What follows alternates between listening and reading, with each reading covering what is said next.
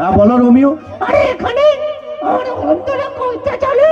হ্যাঁ কবিতা জানে। আরে এই বৌদি অনিলে জানে? হ্যাঁ বৌদি বোনিরা জানে। এই দাদারা জানে?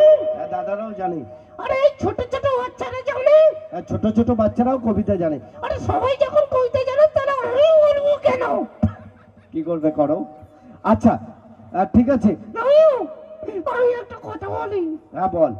আরে আমি না একটা কবিতা বলি দিই নাকি? হ্যাঁ একটা কবিতা বলেই দে। এত রোমিও কবিতা বলছে দেখো। হাট রবিগুরু রবীন্দ্রনাথ ঠাকুর।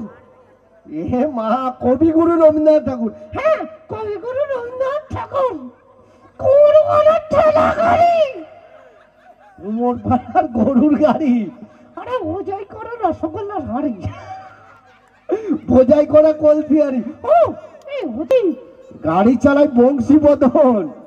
আরে সঙ্গে যে যাই ওই সঙ্গে তার আমি।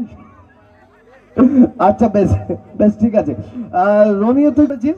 এই আমি পড়াশোনা করেছি না পুরো ধর্মতলা পর্যন্ত, সেটা এখানে কেউ করে নেই জানো তো? ও ধর্মতলা পর্যন্ত পড়াশোনা করেছিস? তোর স্কুলটা কোথায় ছিল?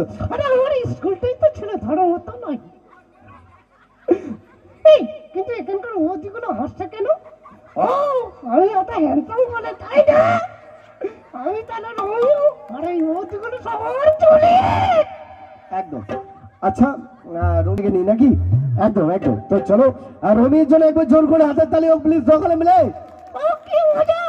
ওদিগুলো কেউ তাকাচ্ছে, আমি তো প্রেমেই পড়ে গেলাম।